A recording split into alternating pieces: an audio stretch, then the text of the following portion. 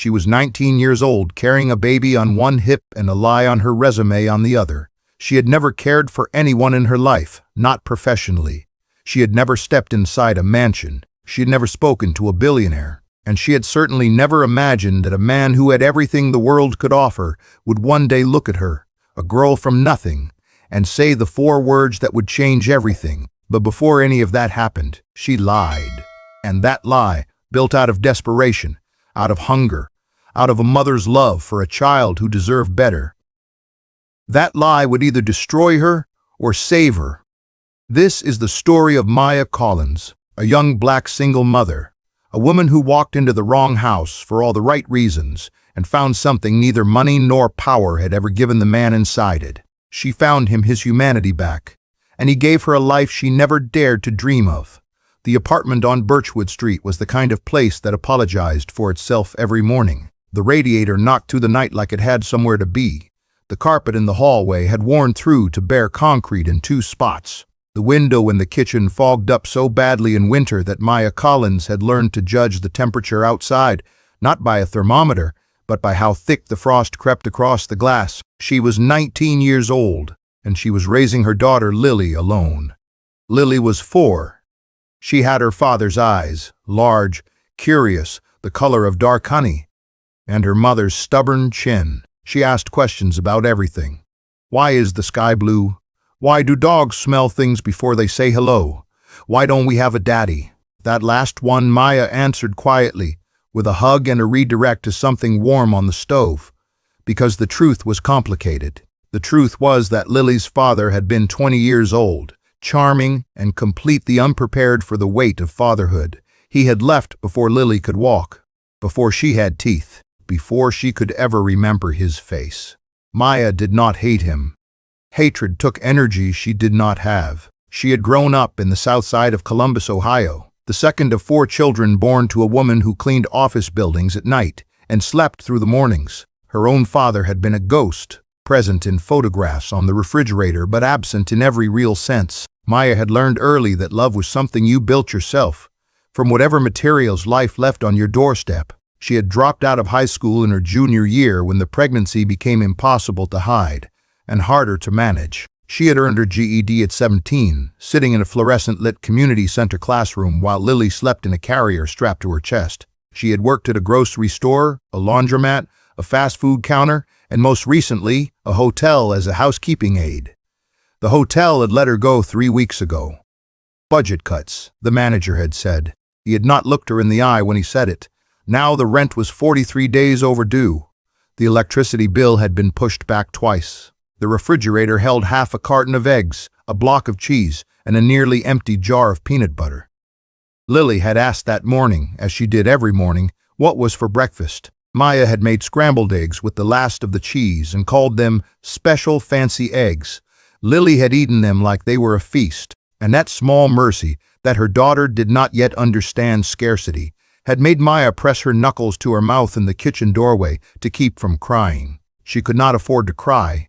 Crying took time, and time was the only currency she had that was not yet overdrawn. She had spent the previous evening on her laptop, a second-hand machine with a cracked corner on the screen, scrolling through job listings, retail, food service, administrative assistant, caregiver. She had stopped at caregiver. The posting was unusual. It did not list a company name. It listed a salary that made her blink 3 times and read it again.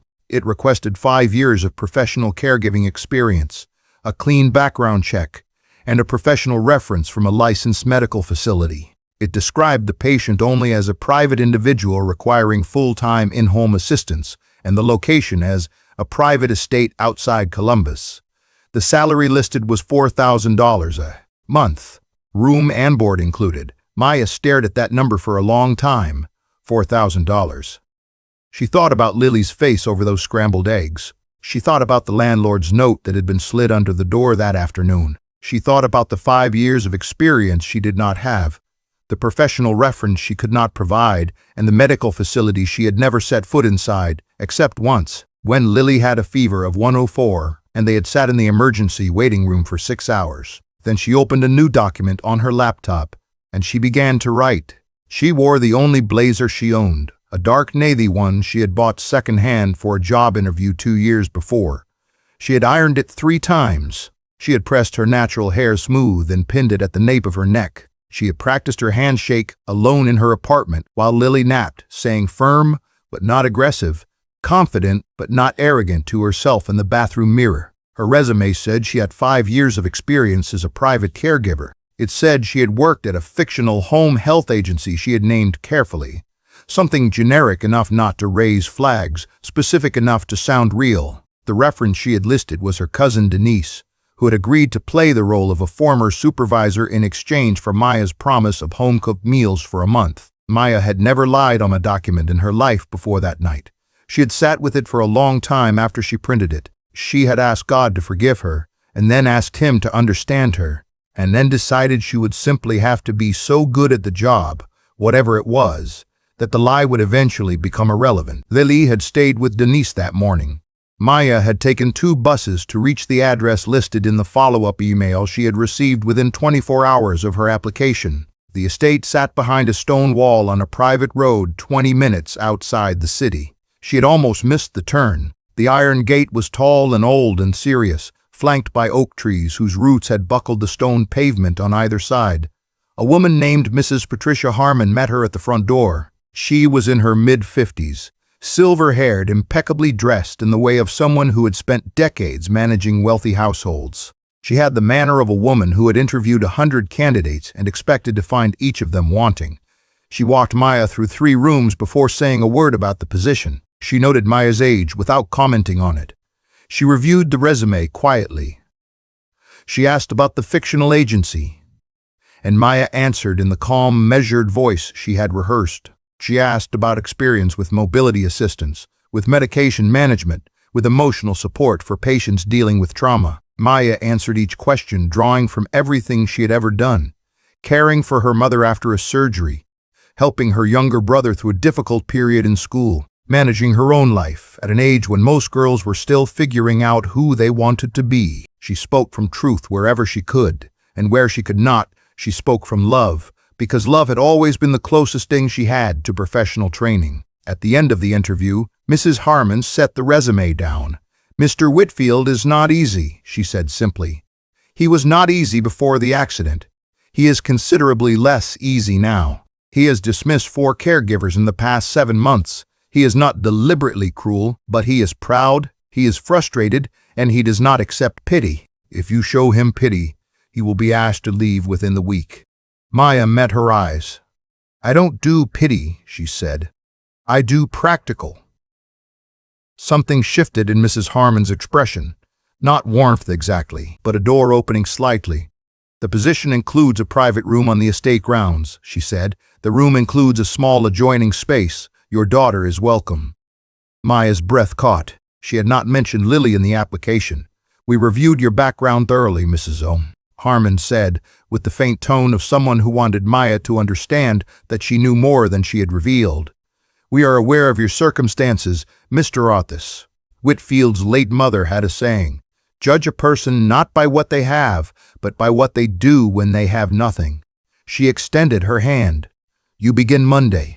His name was Ethan Whitfield, 28 years old, the only heir to Whitfield Logistics, a freight and supply chain company his grandfather had built from a single warehouse in 1961, worth, by various estimates, somewhere between $2 and $4 billion, featured twice in Forbes before his 25th birthday, on the cover of a regional business magazine under the headline, "The Young Man Who Rewrote the Rules." 14 months ago, his car had been struck on the interstate by a distracted driver in a semi-truck.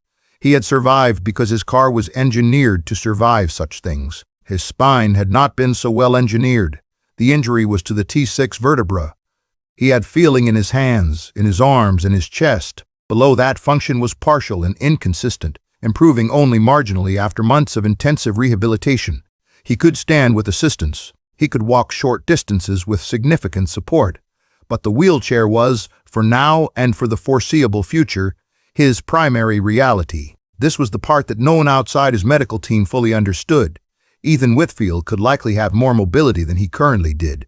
The damage was serious, but not absolute. The rehabilitation therapists had told him, gently but plainly, that progress required participation, and Ethan Whitfield had, over the past several months, quietly refused to participate. He was not weak. He was furious. He had built his identity on motion, on forward momentum, on arriving at places, moving through rooms, commanding presence. He had been the man who stood at the front of boardrooms, who flew on short notice, who had hiked in Patagonia and run a half marathon for charity and thought nothing of it. Now he sat in a chair that cost more than Maya's childhood apartment building, and he looked out the window at a world that continued spinning without him. When Maya entered his study on her first morning, he did not look up from the paper in his hand. "You're the new one," he said. Not a question. "Maya Collins," she said. "Good morning." "It isn't particularly." She did not respond to that. She moved to the side table where his morning medication had been arranged by the household nurse and reviewed the schedule Mrs. Brote Harmon had given her. "You're supposed to ask me how I slept," he said. "Did you sleep well?" "No." "Would you like to talk about it?" "No." "Then we'll move on." She set his water glass beside his chair, exactly where the chart indicated. "Breakfast is in 20 minutes. The physical therapy session is at 10. Would you like me to cancel it?" She paused. "The chart says." "I know what the chart says." His voice was quiet but had an edge that had likely sent previous caregivers retreating. "I said, cancel it." Maya was quiet for a moment. She thought of Lily, asleep 2 buildings away in the small room Mrs. Harmon had shown them. She thought of the rent that was no longer overdue. She thought of what Mrs. Harmon had said. "He does not accept pity. I'll leave it on the schedule," she said calmly. "If you decide by 9:30 you'd like to cancel, I'll make the call." He looked up then, for the first time. His eyes were gray, a cool, dark gray like winter sky, and they moved over her with an assessment that was not unkind but was very direct. "How old are you?" he said. 19. Something moved through his expression. Not condescension, more like surprise. "They sent me a teenager." "They sent you someone who will do the job," she said. "The age is a bonus. I have more energy than anyone older would." A beat of silence passed. Ethan Whitfield looked back at the paper in his hand, but the corner of his mouth, just barely, shifted. He went to physical therapy at 10 o'clock. The first 2 weeks were a negotiation conducted almost entirely in silence and small gestures. Ethan tested her. It was not subtle. He tested every caregiver Mrs. Harmon had quietly warned her, but he tested Maya with particular thoroughness, as though her age and her composure were an equation he was determined to solve. He was difficult about his schedule on Tuesdays. He was uncooperative about the afternoon medications he found unnecessary. He asked questions that were designed to unsettle. Pointed inquiries about her qualifications, her experience, her background, delivered in a flat and casual tone that made them feel like an afterthought when they were clearly not. Maya answered what she could answer honestly. When she could not be fully honest, she steered the conversation the way a careful driver steers around ice, without drama, without acknowledging the danger. But it was Lily who changed things. Lily had been given ground rules. She was not to disturb Mr. Whitfield's rooms. She was to stay to the kitchen and the garden and her own small space. She was, as much as a 4-year-old could be, to be invisible. On the 9th evening, she was not invisible. Maya had been reviewing the next day's schedule at the kitchen table when she heard Lily's voice from the hallway, bright and clear and carrying all the fearlessness of a child who does not yet understand social hierarchy. "Why are you in that chair?" Maya was on her feet instantly, moving toward the hallway. Ethan Whitfield had been rolling past the kitchen doorway on his way to the library.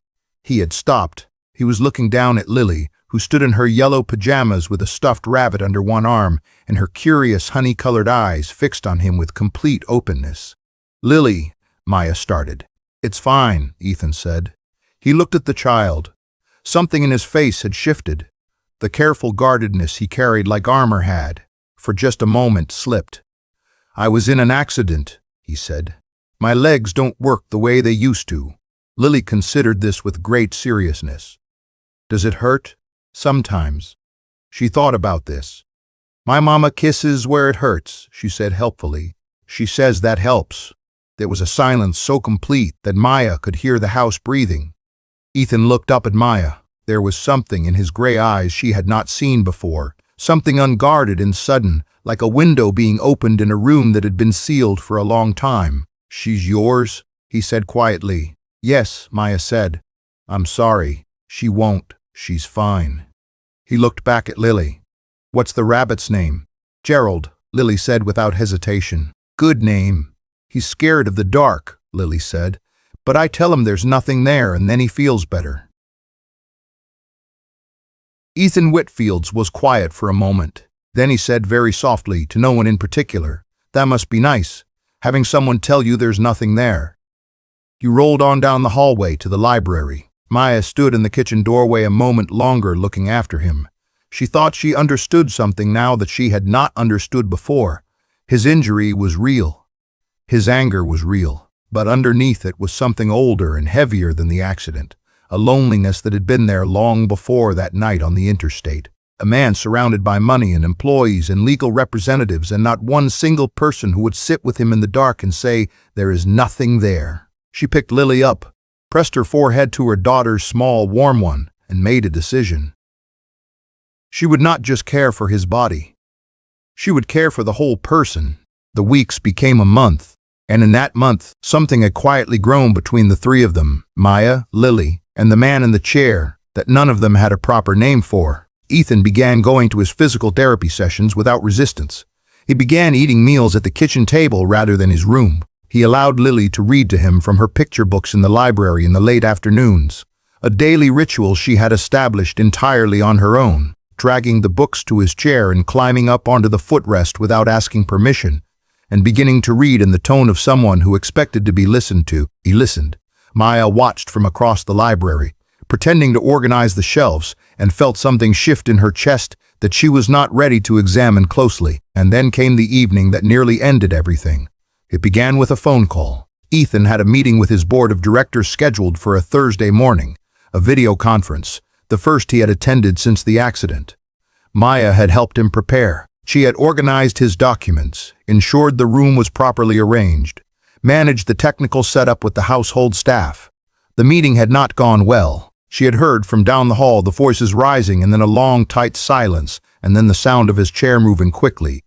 When she brought his afternoon medication, he was by the window. He did not acknowledge her. She set the tray down quietly. "They want to install a co-CEO," he said, without turning. "They say it's temporary. A support structure." They use that phrase, support structure. His voice was controlled, but the control was the kind that precedes something breaking. "They mean they don't trust a man in a wheelchair to run his own company." Maya was quiet for a moment. "What did you say?" she asked. "I said I'd think about it." He turned then, and his face, usually composed, always carefully arranged, was stripped down to something raw. "I've built that company for 6 years. I've outperformed every projection we've ever made. And one accident, 14 months ago, and they look at this chair and they see incompetence." "That's not don't," he said. The word came out hard. "Don't tell me what it is and isn't. Don't manage me." She met his eyes. "I wasn't going to manage you. I was going to say that's not something you have to accept." A silence. "Then what would you know about it? You're 19. You've never." He stopped, but the words were already in the room. Maya's jaw tightened. She felt the sting of it, not because she was fragile, but because she was human. She had driven 2 buses and swallowed her pride and built something real here, and she knew exactly what he was about to say. "You've never had anything. You've never built anything. What would you know?"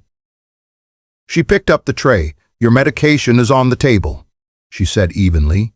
"Lily and I will have dinner in the kitchen. If you need anything, the call button is by your chair." She walked to the door. "Maya." She stopped but did not turn. "I'm sorry."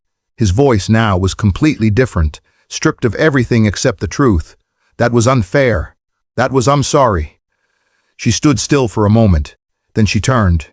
She set the tray back down. She pulled the chair from the desk and sat across from him, at eye level, the way she had learned he needed. "Tell me about the company," she said. "From the beginning. Tell me what you built." He looked at her for a long moment, and then he began to talk. They sat there for 3 hours. Lily fell asleep in the library. The kitchen dinner went uneaten, and by the time the house was fully dark and quiet, something had shifted permanently between them. The wall was not gone, but there was a door in it now, open just enough for the light to come through. It was Mrs. Harmon who found it. She had been conducting a routine review of personnel records, the kind she did every quarter, careful and methodical. When she reached out to the reference listed on Maya's resume, Denise, who had played the role of supervisor for the initial interview, had not expected a second call. She had answered it with her own name, and by the time she caught herself, the pause had said everything. Mrs. Harmon was sitting behind her desk when she called Maya into the estate office. The resume was on the desk between them, one sheet of paper that felt to Maya like it weighed 100 pounds. She knew before Mrs. Harmon said a single word. She knew by the way the resume was placed, face up, deliberately, and by the way the older woman folded her hands and waited. Maya sat down. She did not make excuses. She had decided, somewhere between the kitchen and the office door, that she was done carrying the shape of that lie. She was exhausted by it, and whatever happened next, she wanted to face it cleanly. "I don't have 5 years of experience," she said. "I don't have any professional caregiving experience. The reference was my cousin. I fabricated the agency." Mrs. Harmon was still. "My daughter was hungry," Maya continued. Her voice did not waver, but it was quiet. "I had $43 in overdue rent and a job that had just let me go. I saw the listing, and I thought—" She stopped. We started. "I thought, I know how to care for people. I have done it my whole life. I just haven't done it for money. And I thought if I could get through the door, I could prove that." She looked at Mrs. Harmon directly. "I'm not asking you to forgive the lie. I know what I did. I'm asking you to look at the last 2 months. Look at how Mr. Whitfield is doing compared to the 7 months before I arrived. Look at his therapy attendance. Look at the board meeting he sat through last week, the first one since the accident. Look at him." A long silence. "He talks about staying in that house and running the company from there now," Maya said. 2 months ago, he didn't talk about anything." Mrs. Harmon picked up the resume. She looked at it for a moment, then set it down again. "Mr. Whitfield is aware," she said. Maya's heart dropped. "I informed him this morning," Mrs. Harmon continued, "as I am obligated to do." "What did he say?" Mrs. Harmon looked at her carefully.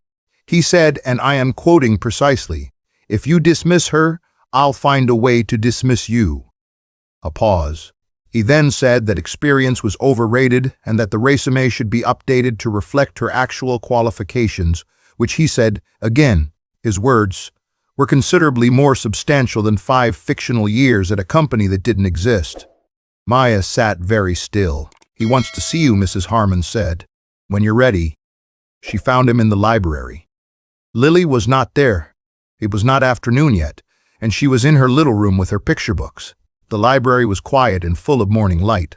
Ethan was by the window. He turned when she came in. "You lied on your resume," he said. "Yes," she said. "You're 19 years old with a 4-year-old daughter, $43 and overdue rent, and you looked at a job listing you were wildly unqualified for and thought, 'I can do this.' Yes." He was quiet for a moment. "I've hired 43 people in the last 6 years," he said. "MBAs, industry veterans, credentialed specialists, and none of them, not one of them, walked into this house and actually saw me." He paused.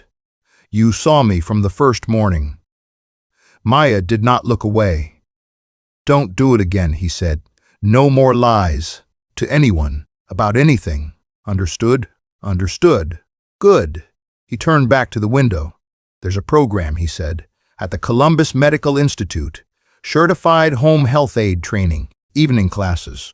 So your daytime schedule here wouldn't change. I've spoken to the director. They'll take you." She stared at him. "I'll cover the tuition," he said. "Consider it a professional development benefit." "Ethan, the lie is done," he said. "Let's make it the truth, going forward." He looked at her over his shoulder, and in the winter morning light, his gray eyes were something other than winter. "That's how you fix a thing. You don't erase it. You build over it. Something real." Spring came the way it always does, without announcement, without ceremony. One morning the garden outside the estate windows was still winter gray, and then several mornings later it was not.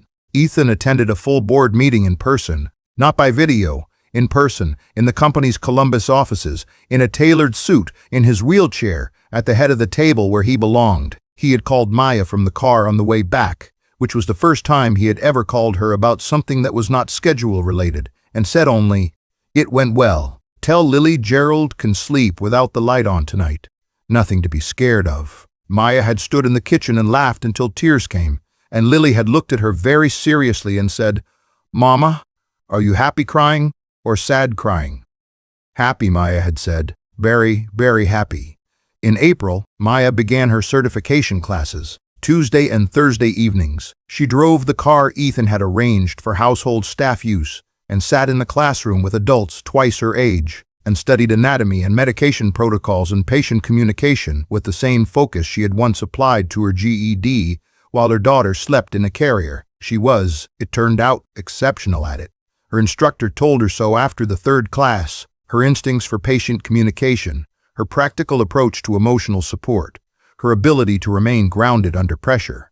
These were not common, the instructor said. These were not things that could be fully taught. By June, Ethan's physical therapy team was using language they had not used in over a year. Consistent progress, sustained engagement, measurable improvement. He was walking, not easily, not without assistance, but walking. Down the library hallway through the garden, 10 steps, then 20 steps, then the length of the garden path and back. Maya walked beside him on those mornings, not holding him because he did not want to be held, but present, close enough to matter, far enough to preserve his dignity. Lily walked on his other side on the days she joined them, chattering about the birds in the garden and the questions she was currently most interested in, which varied daily. He answered every question. He had, somewhere along the way, become the adult in Lily's life who she brought her most interesting questions to. Perhaps because he answered them plainly and without talking down to her. One morning in July, as the three of them moved along the garden path and the summer light lay gold across the hedges, Ethan said, without preamble and without looking at her, "I want to talk to you about something." "All right," she said. "There's a foundation." He paused, measuring his steps. "My mother started it years ago. After she died, it went quiet. I've been thinking about restarting it. It supported young women, young mothers specifically, in accessing education and vocational training, bridging the gap between where they were and where they were capable of going." Maya was very still inside, though she continued walking at the same pace. "I've spoken to legal about restructuring it," he continued. "And I want to ask if you would consider coming on as a program consultant. When you've finished your certification, someone who has actually lived the gap, someone who can speak to the women in the program from experience." He paused again. "It would be in addition to your role here, not instead of, and it would be compensated separately." She stopped walking. He stopped too and turned to look at her.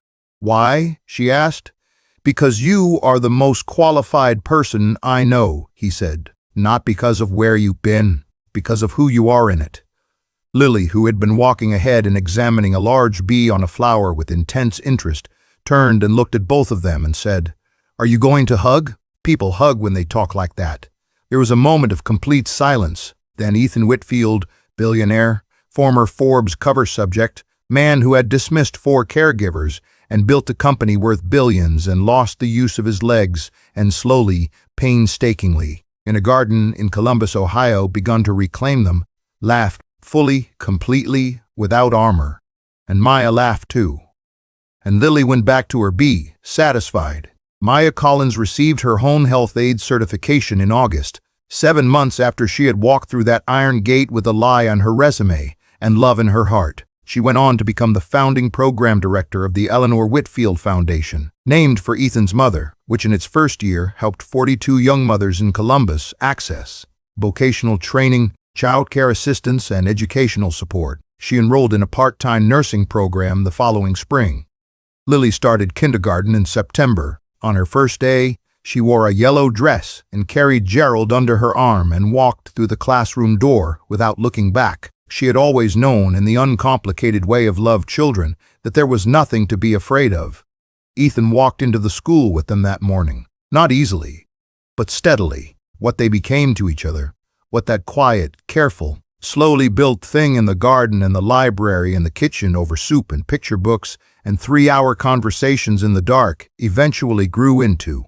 That is a story that belongs to them. What belongs to this telling is only the lesson at its heart. A lie built out of desperation is still a lie, but a lie confessed, a wrong corrected, a person who shows up every day and does the work even when it costs them, that is the beginning of truth.